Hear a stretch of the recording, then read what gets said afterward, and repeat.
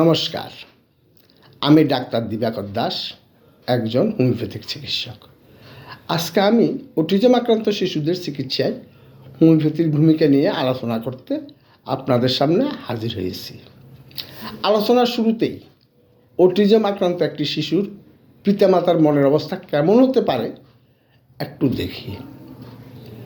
যদি আপনার সন্তান অথবা কোনো ঘনিষ্ঠ বন্ধু বা আত্মীয় সন্তানের মধ্যে সবেমাত্র অটিজম রোগ নির্ণয় হয়ে থাকে, আপনি সম্ভবত বিস্মিত এবং বিব্রত বোধ করছেন। এটা কখনোই মেনে নেওয়া সহজ নয় যে আপনার ভালোবাসার একজনের গুরুতর স্বাস্থ্য বা উন্নয়নমূলক অবস্থাতে বাধা রয়েছে। ব্যাধি সম্পর্কে আপনি যা করতে পারেন তা শিখুন এবং কোথায় সাহায্য পাবেন আপনার ভয় এবং বিভ্রান্তি কমিয়ে দেবে।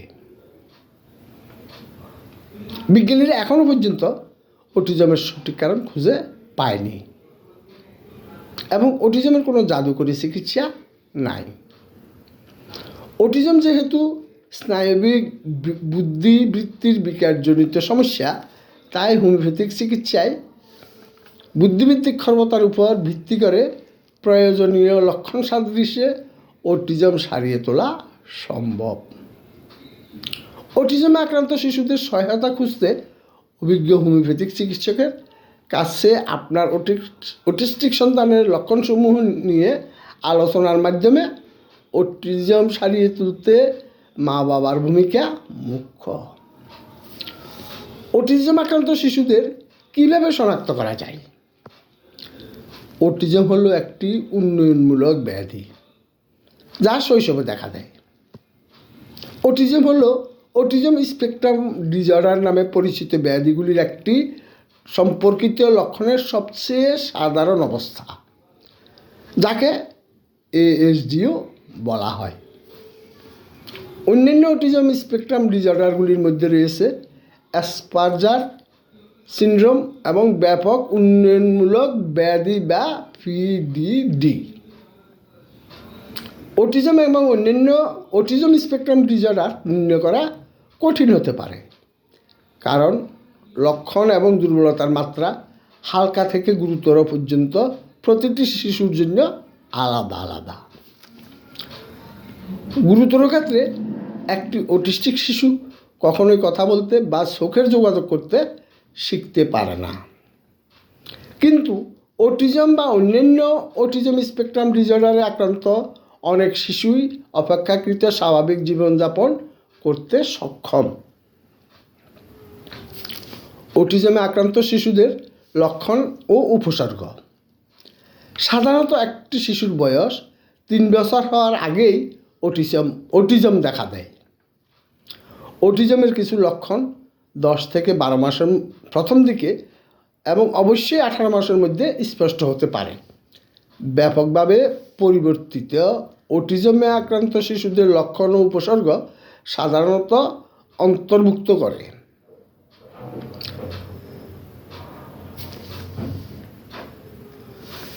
ব্যাপকভাবে পরিবর্তিত অটিজমে আক্রান্ত শিশুদের লক্ষণ ও উপসর্গ সাধারণত অন্তর্ভুক্ত করে: 1.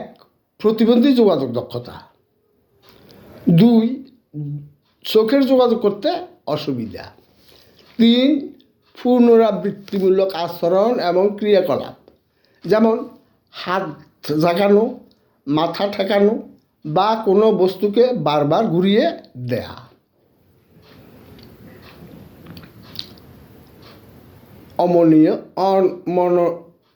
অনমনীয় আচরণ এবং পরিবর্তনের সাথে অসুবিধা।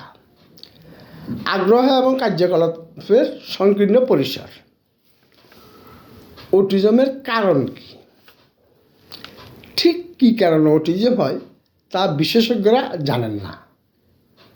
অতীতে লোকেরা অভিভাবকত্বের অনুশীলনগুলিকে দোষারোপ করেছিল, যা ইতিমধ্যেই একটি প্রতিবন্ধী সন্তানের সাথে লড়াই করা পিতামাতার প্রতি অপরাধবোধ এবং লজ্জার বোঝা যোগ করেছে। আজ বেশিরভাগ বিজ্ঞানী বিশ্বাস করেন যে জেনেটিক এবং পরিবেশগত কারণগুলির সংমিশ্রণ অটিজমের কারণ। সাম্প্রতিক গবেষণা একাধিক জেনেটিক অস্বাভাবিক নিশ্চিত করে যা কারো মাঝে অটিজমের প্রবণতা দেখা দিতে পারে। এর সাথে বেশ কিছু জিন জড়িত। এছাড়াও বিপাকীয় বা জৈব রাসায়নিক কারণ হতে পারে যা অটিজম স্পেকট্রাম ব্যাধি সৃষ্টি করতে পারে। অন্যান্য গবেষণা নির্দিষ্ট ভাইরাসের এক্সপোজার সহ পরিবেশগত ট্রিগারগুলির দিকে নজর দিচ্ছে। গবেষণায় দেখা গেছে ভ্যাকসিনই অটিজমের জন্য দায়ী।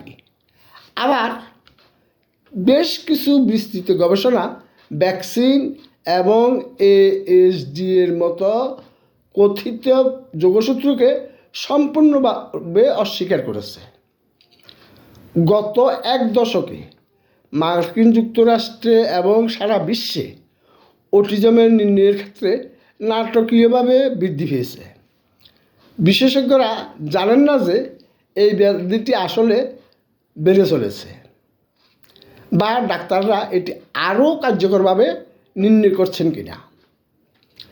আমাদের আগামী কয়েক বছরে এই জাতীয় প্রশ্নের আরও উত্তর শিখতে হবে, কারণ অনেক গবেষক বর্তমানে অটিজমের উৎপত্তি, বিস্তার, চিকিৎসকের দিকে নজর দিচ্ছেন।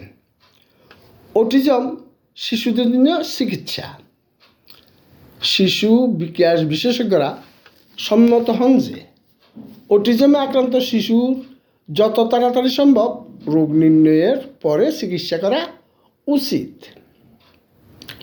অটিজমের কোনো নিরাময় নেই, তবে দক্ষতা, প্রশিক্ষণ এবং আচরণ পরিবর্তন ব্যবহার করে প্রাথমিক হস্তক্ষেপ চমৎকার ফলাফল দিতে পারে। এই ধরনের শিক্ষাগত এবং আচরণগত চিকিৎসা অটিজমের লক্ষণগুলিকে মোকাবেলা করে। প্রতিবন্ধী সামাজিক ক্রিয়া, যোগাযোগের সমস্যা এবং পুনরাবৃত্তিমূলক আচরণ। এটি অটিজমে আক্রান্ত শিশুর স্কুলে যেতে এবং সাধারণ ক্রিয়াকলাপে অংশগ্রহণ করার সম্ভাবনাকেও বাড়িয়ে তুলতে পারে। হোমিওপ্যাথিক চিকিৎসার মাধ্যমে অটিজম সারিয়ে তোলা সম্ভব।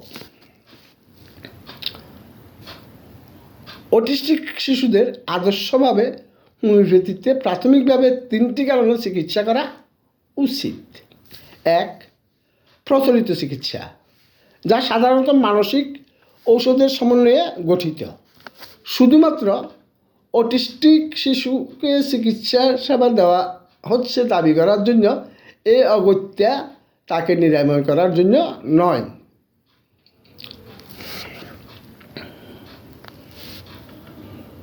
2. অটিজম সত্যি একটি বর্ণালী ব্যাধি। এটি বিভিন্ন স্নায়বিক বা জৈব রাসায়নিক ব্যাধি দ্বারা সৃষ্ট হয়। নির্দিষ্ট হোমিওপ্যাথিক চিকিৎসার মাধ্যমে বেশিরভাগ ক্ষেত্রে কার্যকরভাবে চিকিৎসা করা যেতে পারে। কিছু হালকা ঔষধ শুধুমাত্র আংশিক সুবিধার জন্য সম্মুখীন হতে পারে, যেখানে গুরুতর ক্ষেত্রে হোমিওপ্যাথিক চিকিৎসা থেকে অনেক উপকৃত হতে পারে। 3. হোমিওপ্যাথি একটি সহায়ক চিকিৎসা হিসাবেও কার্যকর, যা অটিজম চিকিৎসার জন্য ব্যাপকভাবে ব্যবহৃত পেশাগত এবং বক্তৃতা থেরাপির মতো অন্য থেরাপির সাথে দুর্দান্তভাবে কাজ করে।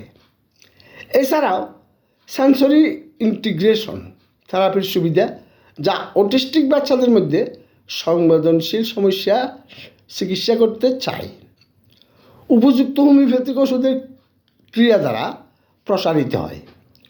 হোমিওপ্যাথি অটিস্টিক শিশুর সংবেদনশীলতার উচ্চারিত অবস্থা সংশোধন করতে ভালো কাজ করে। এটি তাদের সূক্ষ্ম মোটর দক্ষতা উন্নত করার পাশাপাশি তাদের উপলব্ধিগত অসুবিধা বাড়াতে সাহায্য করে। আপনিও যদি অটিস্টিক আক্রান্ত আপনার সন্তানের সঠিক চিকিৎসার হস্তক্ষেপ খুঁজছেন, তাহলে সেরা হোমিওপ্যাথিক চিকিৎসা পেতে দয়া করে হোয়াটসঅ্যাপ নম্বরে যোগাযোগ করুন। আমি ডাক্তার দিবাকর দাস, 1988 সাল থেকে হোমিওপ্যাথি চিকিৎসা পেশায় নিয়োজিত এবং উন্নয়নী হলেও স্বত্বাধিকারী। সারা দেশ থেকে রোগীরা অনলাইনে অটিজম সহ যৌন, মানসিক, জটিল ও পুরাতন রোগের চিকিৎসায় পরামর্শ নিয়ে থাকেন এবং কুরিয়ারের মাধ্যমে ওষুধ সংগ্রহ করেন। যোগাযোগের ঠিকানা উন্নয়নী হল, ফল্যাতলী বাজার, হালিশহর, চট্টগ্রাম।